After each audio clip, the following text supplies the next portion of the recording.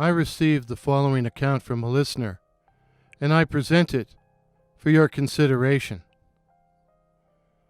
Several months ago, I got a job at a huge gas bar up on the North Service Road, the haunted North Service Road. But hey, I ain't afraid of no ghosts. I worked the graveyard shift, but I don't mind it. It's pretty quiet and I spend most of my time restocking. Let's face it, there's no foot traffic out on the service road. Generally, I work alone. One warm night last fall, I'd stepped outside for a smoke when I noticed this old-fashioned, saloon-bodied car go cruising by. It was jet black from the 1930s, and I idly wondered what kind of car it was. Then I finished my smoke and forgot all about it.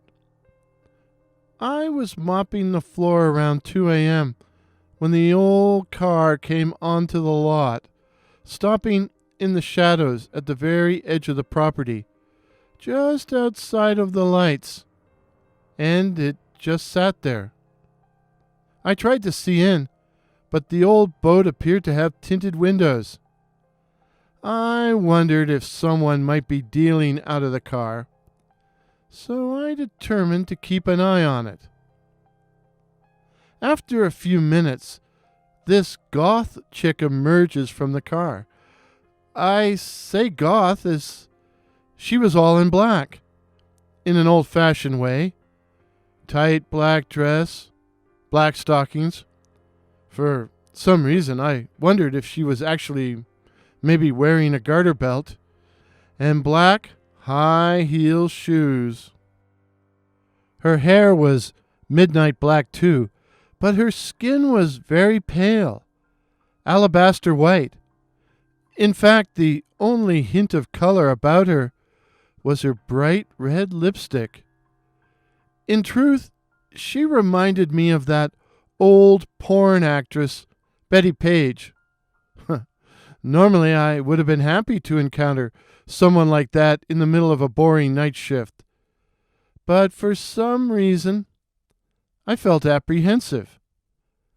I mean, you don't meet people like that on the night shift, eh?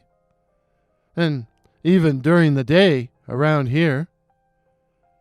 She walked over to the door, but made no effort to come in, just hung back, looking in at me. I thought it was strange, and I wondered what the trouble was. I went over to the speaker system we used to talk to people at the pumps and said, "Can I help you?" No response. She just continued to stand there, looking in at me with, this sounds strange, but with a sort of longing or hunger. Well, I wasn't getting any work done, what with wondering what this person wanted. So I went over to the door, popped it open, and said, "Hi, can I help you?" She stood looking back at me with this arch, slightly mocking expression on her face. Normally I might have started to get angry, but I found her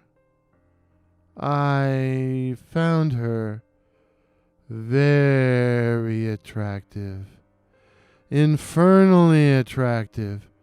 I wanted to look at her, keep looking at her. I found myself saying, "Would you like to come in?" I held the door open for her, and she entered and began to move idly around the store, but her eyes always seemed to be upon me. I tried talking to her, asking her about her car, but she just looked at me with that mocking smile and remained completely silent. It was too weird. I wondered if this was some kind of setup, like a robbery or something. Was there someone else, an accomplice, in the car? I wanted to get away from her and think for a minute. I considered going outside for a smoke, but what if she followed me out there, or someone from the car accosted me? In the end, I slipped into the cooler, where I pretended to restock, all the time watching her through the glass. She walked around the store for a while, looking but never touching anything. And then she finally left.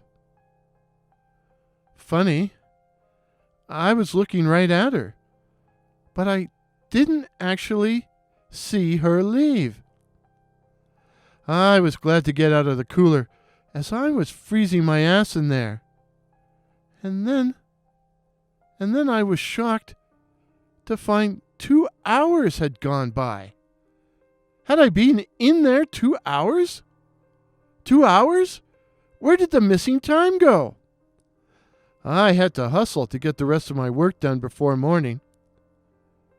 But I did take a few minutes to review the security footage for the time she was in the store, and she wasn't on it. She wasn't fucking there. How is that possible? She wasn't on the tape at all. What just happened? When I got to work the next night at 11 p.m., Eugene, the evening guy, handed me a letter. What's this? Eugene shrugged. Some guy brought it in. Apparently, a man had driven up in a vintage car. According to Eugene, it was a 1937 Hudson Terraplane. He'd driven up and come into the shop. The guy asked me if I was the guy on duty last night at 2 a.m., and I said no, I wasn't the guy, and that you were the guy, and that you would be on at 11 p.m., so the guy gave me the letter. Eugene was only interested in asking questions about the car, and didn't think about the strangeness of the situation, which was unusual, to say the least. He did mention the guy had black hair and was in black clothes, but that was it. I opened the envelope. Inside was a brief note in red ink and in a woman's hand. Meet me after 2 a.m.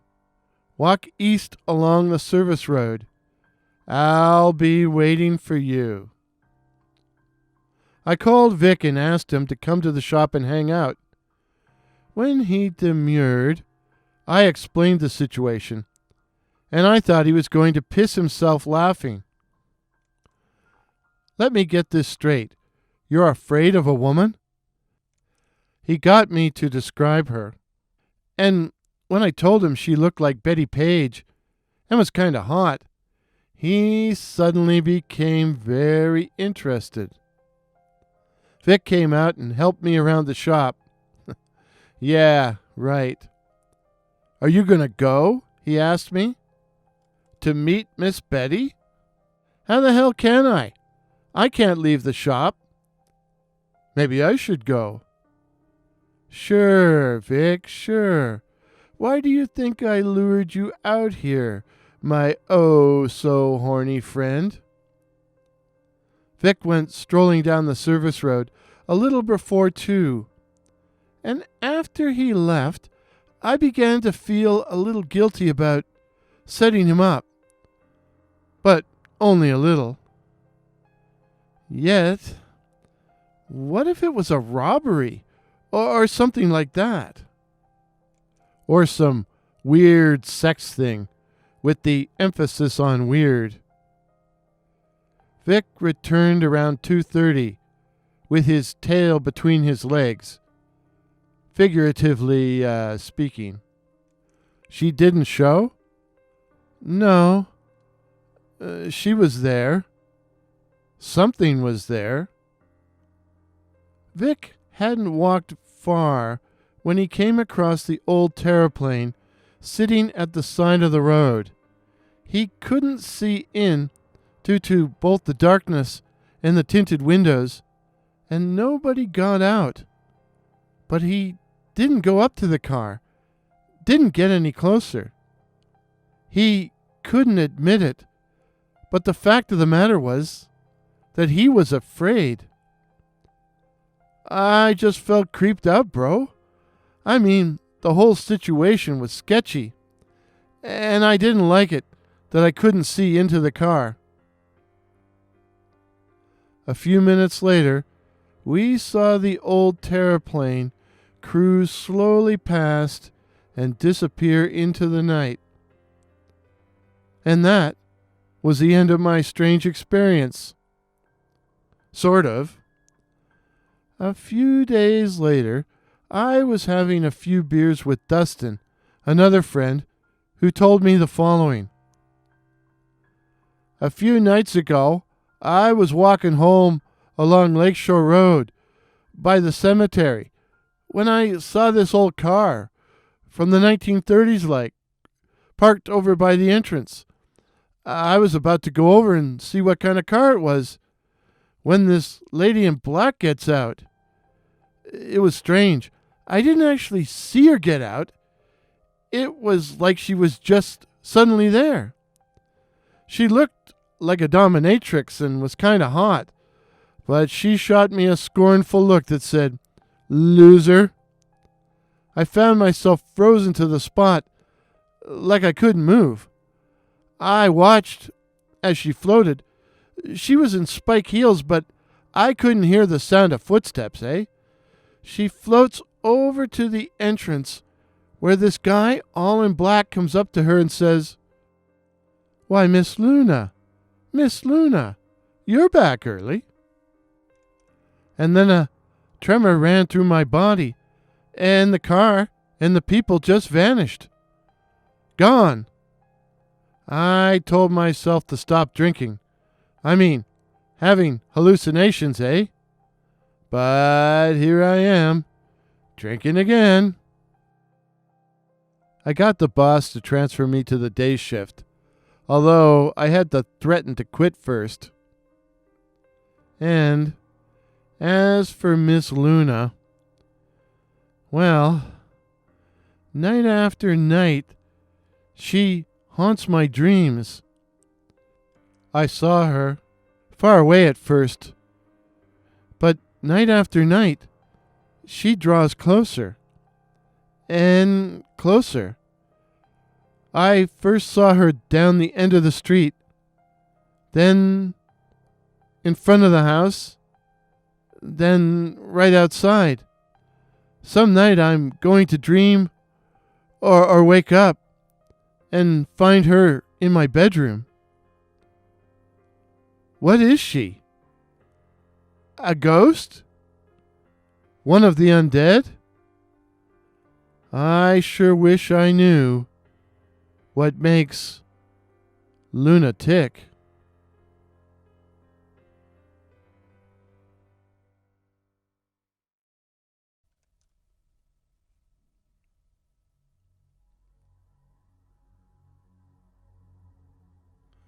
Jarrett was down on his luck, so he was glad to have work, even if it was a crappy security job.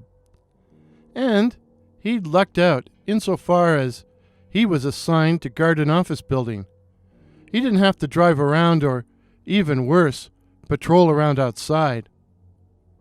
Once an hour, Jarrett made a patrol of the entire building, starting at the top and working his way down to the parking garage, a huge area with 2 levels, which seldom held more than a handful of cars, as Jarrett was assigned to the graveyard shift. Some people would have been creeped out being alone in a big building in the middle of the night, but Jarrett liked it for those very reasons. No one to bug him. He would just walk around, listening to music, or at least he did, until he got in shit for missing a radio call. Now, he confined himself to listening to his phone at the desk, true scary stories on Mortis Media and other YouTube channels, like that weird old dude on A Warning to the Curious, the Night Floaters. Scary stories in a deserted building. Jarrett found them amusing, They made the time pass quickly. It had been a routine night when Jarrett heard the woman crying. It was in the parking garage. Now that he no longer had his music, he was fully attuned to his surroundings. The garage, below ground, was pretty quiet, the main sound being the hum of the fluorescent lights which illuminated both levels. And as he patrolled, he could clearly hear the slap of his shoes on the cold, hard cement floor.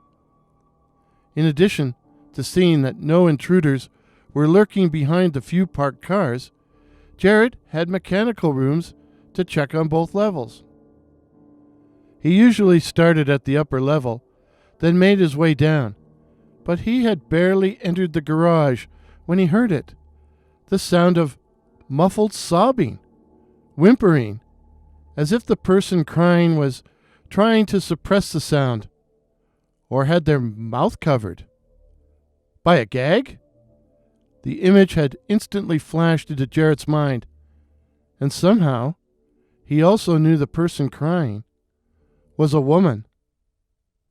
It seemed to be coming from the lower level, so Jarrett hurried down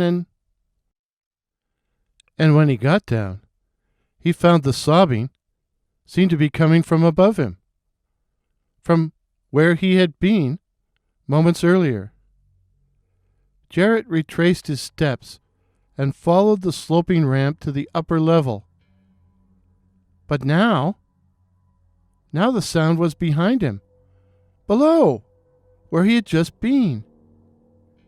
Jarrett stood very still for a moment, then shouted, "Hello! Hello!" His words echoed throughout the concrete amphitheater. The garage had very good acoustics, but when the echoes had finally died away, Jarrett heard nothing, just the droning of the fluorescent lighting. Jarrett gave himself a shake. "I am listening to too many scary stories," he told himself, as he went to check the nearest electrical room. Only to hear it again, the sound of muffled crying coming from the lower level. Jarrett quickly took the elevator up to the lobby, stepping out on St. Clair Avenue, where he lit a cigarette and stood there, drawing the smoke deep into his lungs and thinking. By the time he had finished his coffin nail, he had decided what he would do. Jarrett figured there were around 15 cars scattered over the 2 levels of the garage. Some belonged to the rare person working overtime, others to employees at its shows, bars, or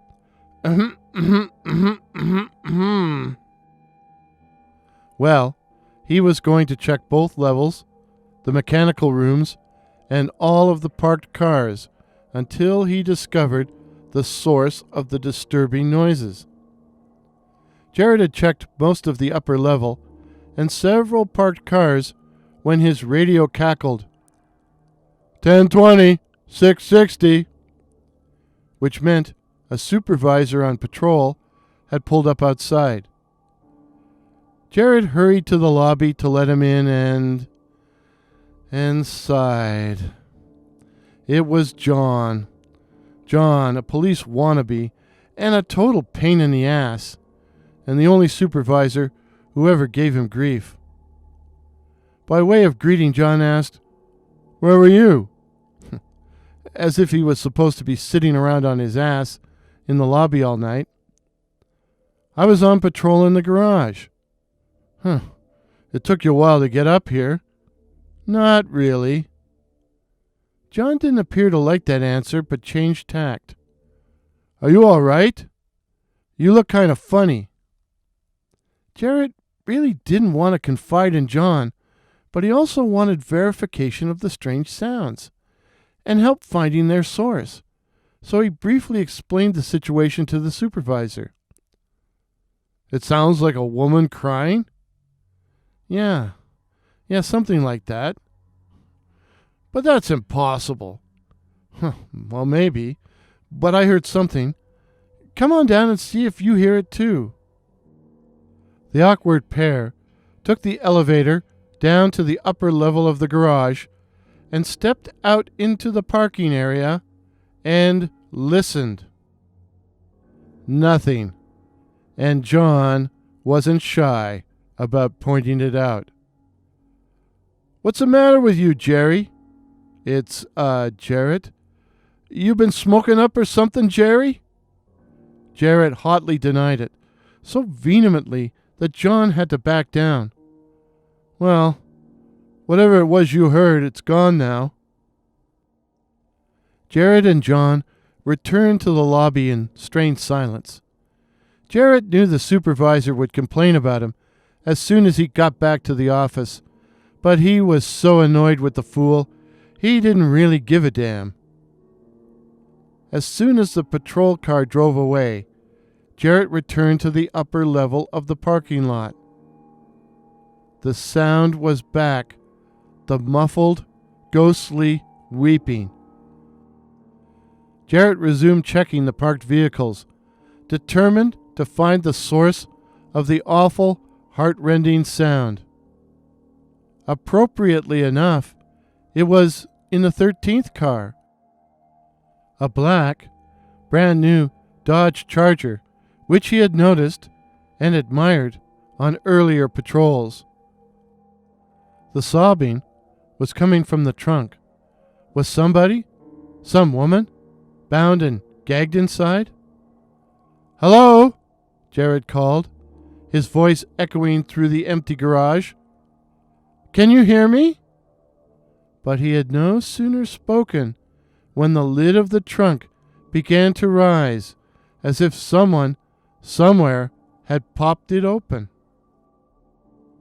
The woman was young, pale and blonde, and stared up at him with eyes red from weeping. Duct tape covered her mouth, and she appeared to have been hogtied. Jarrett was just reaching into the trunk when a voice behind him went, "Ah."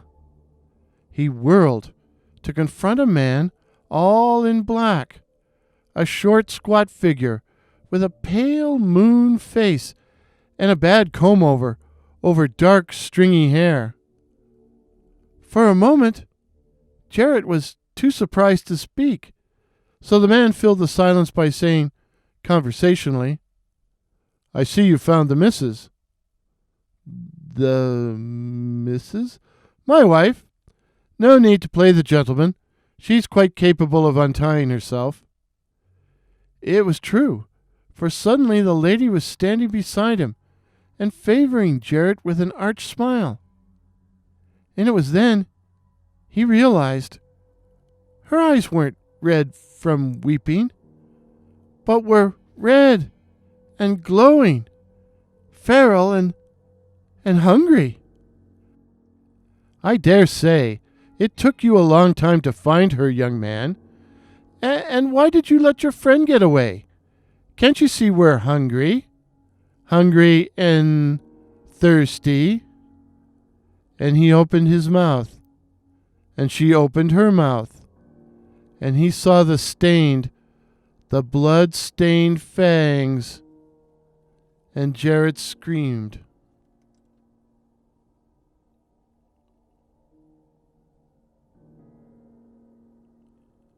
Jace was a parking lot attendant on the graveyard shift at a major hotel. He usually liked it, as there were fewer customers to deal with, fewer people to bug him, and he could chill, listening to his music. But tonight, something was off. He kept hearing the sound of muffled sobbing, whimpering, as if the person crying was trying to suppress the sound, or had their mouth covered. By a gag? It was a woman sobbing. Jace left his booth and began walking through the garage, trying to place the sound, and then he found it. It seemed to be coming from a brand new Dodge Charger, jet black. Jace walked over to the car and said, hesitant, "Hello? Hello?"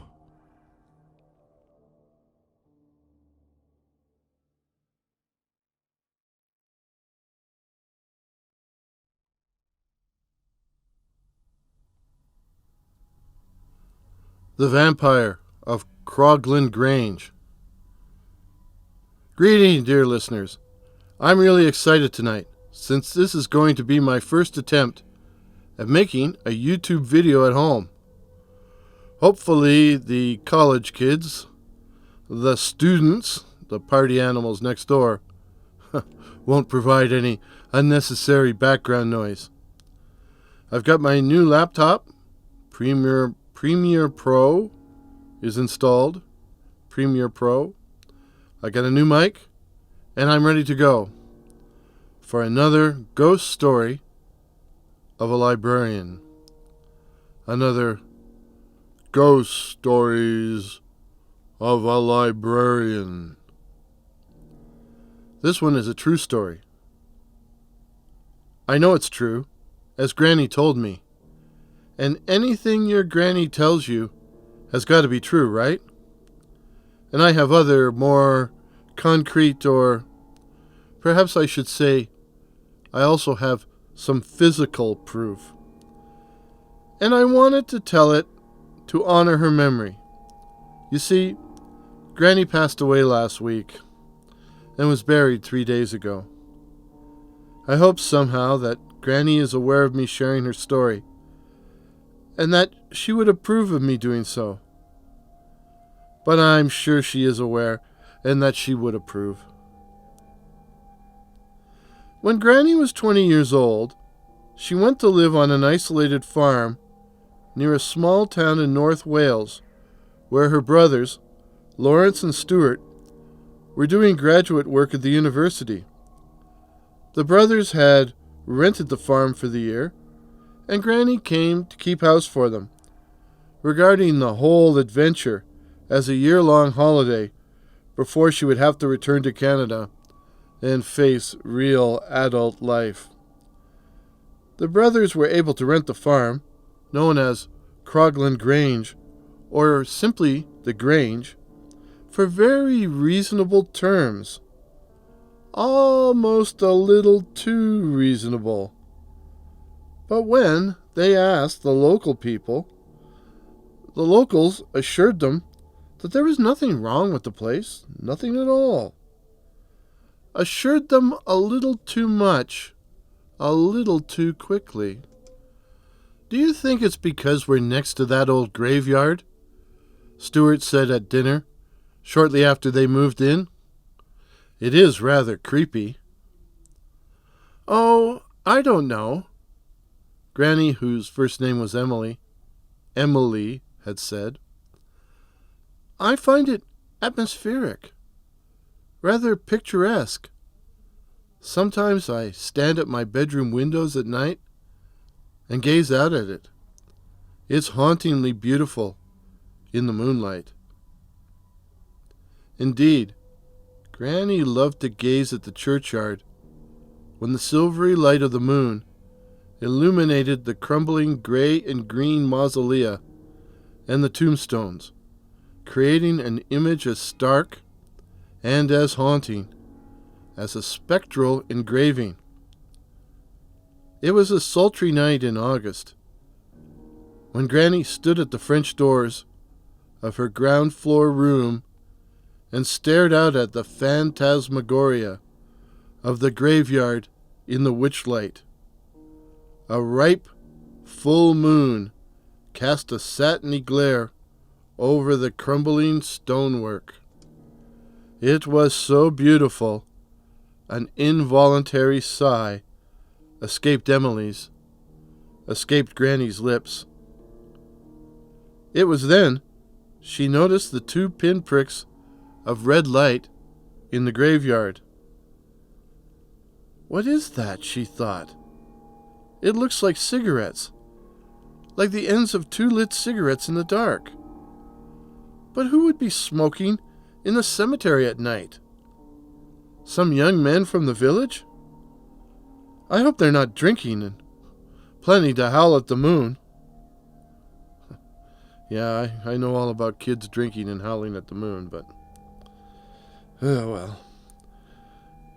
But as she watched, Granny realized the two red lights stayed an equal distance apart. Like eyes. Were they eyes? And animals? What animals had eyes that glowed in the dark? What the hell?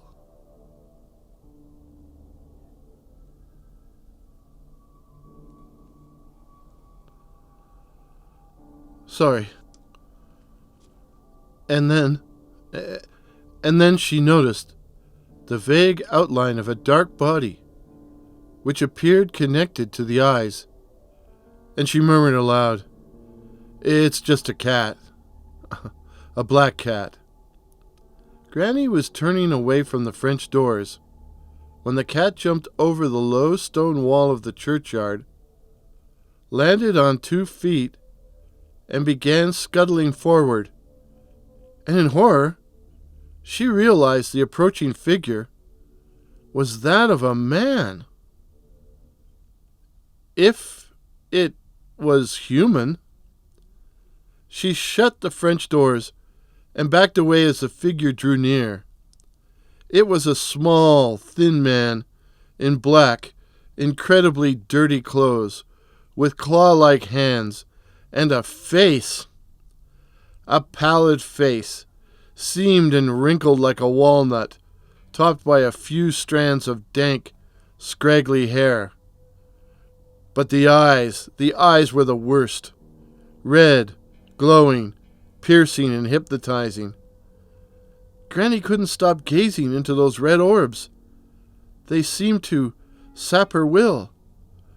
She had backed away from the doors and was now seated on the edge of her bed, unable to look away, but also unable to move, unable to scream. Thank God the doors were locked. Were they locked? Were they? And as Granny asked herself that question, the creature, for whatever it wasn't a man, it wasn't human, pushed the doors open. Granny had shut them, but had failed to lock them, and now it was too late. As the thing stepped into the room, Granny was assailed by a terrible musty stench, the odor of the grave, and she realized to her disgust that the creature was covered in mold and dirt, the dirt of the grave. Now, when Emily, my grandmother, was a young woman, she had had long blonde hair which hung to her waist. As the creature, the thing, drew up to her, almost choking her with its charnel smell, it reached out its filthy, talon-like hands, seized her by the hair, pulled back her head to expose her throat, and bit her with its greenish fanged teeth. Emily finally found her voice, as if the spell the creature's eyes had exerted on her was finally broken, and she began to scream and scream again. Within moments, her brother Larry was pounding on the door. "Emmy, what's wrong? What's wrong?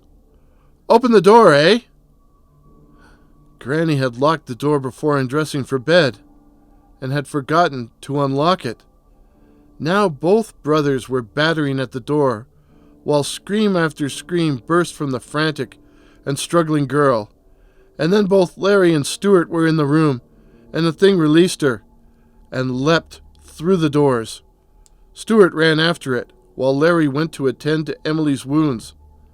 But the younger brother was back in a moment, panting. I chased him across the lawn, but he jumped the low wall and got into the graveyard over there. Run and fetch the doctor quickly, Larry ordered. Stuart went.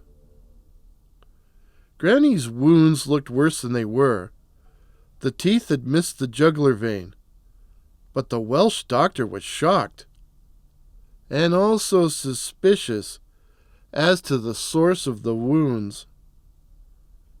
"You say these wounds were caused by a man who attacked your sister? They look more like they were caused by the teeth of an animal. You Canadians aren't keeping any of your native animals, wolves or mountain lions, here, are you?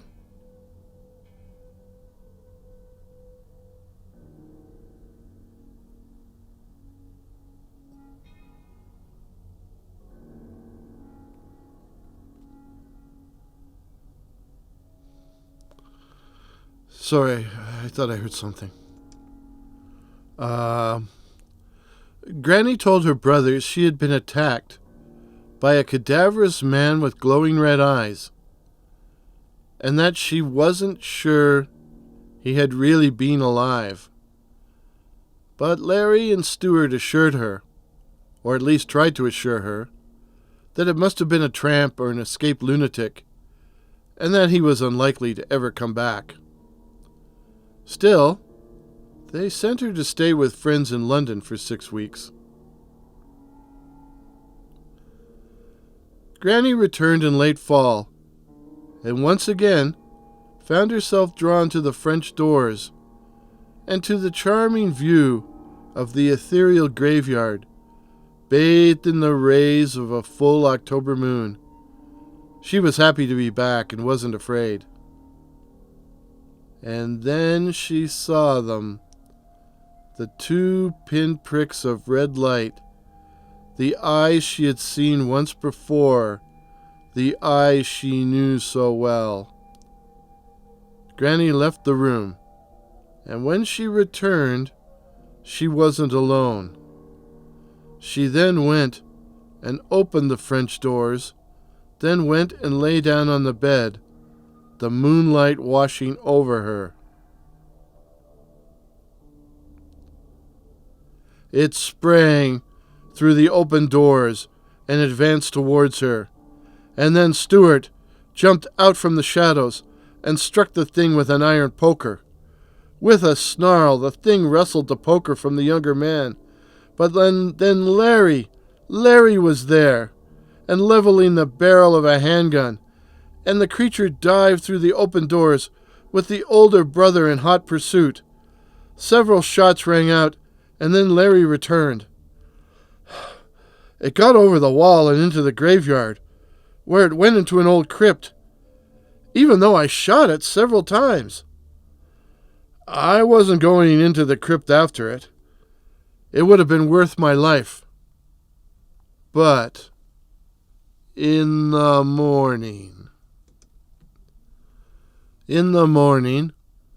the brothers entered the crypt, which had belonged to the family which had owned Croglin Grange, and they found the various coffins inside in a state of disorder, broken open, with their bones strewn about and gnawed, all except for one coffin. And when they removed the lid of that coffin, they found lying within a small, thin man in black, incredibly dirty clothes, with claw-like hands and a face, a pallid face seamed and wrinkled like a walnut, topped by a few strands of dank, scraggly hair. And there were bullet holes in the black clothes. They had with them a sharpened stake, which they drove through the thing's heart. It screamed and writhed horribly, black crud vomiting from its stinking maw. And then they dragged the coffin out into the churchyard, doused it with petrol, and burned it to ashes. And Granny was troubled no more during her stay in Wales.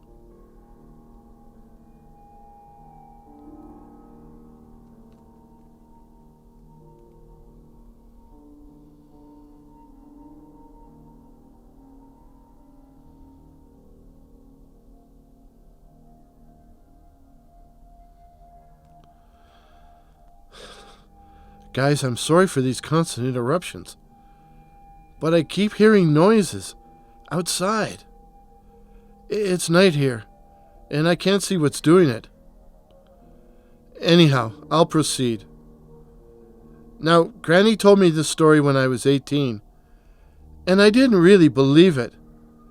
But then I realized she had always worn, for as long as I had known her, my entire life, these high collars, buttoned up, which completely covered her throat, as if she was trying to hide something. Scar tissue? From a vicious wound? A bite? If the thing was a vampire, and it sure sounds like it was, and it bit Granny, wouldn't that mean that she, too, would become a vampire when she died?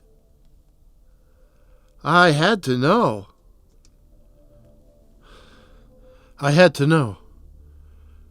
Granny had an open coffin. I know it was wrong, but when I was alone with her for a few minutes at the funeral parlor, I unbuttoned her collar, opened it. On her throat were the scars of 2 terrible bite marks. The mark of the vampire. So she really had been attacked by the undead. I loved you, Granny, very much. But if you're out there as a vampire, let's not meet.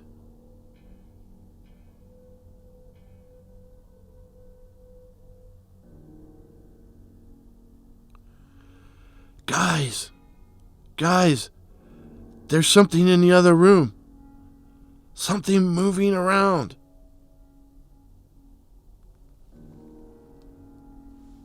Granny? Granny!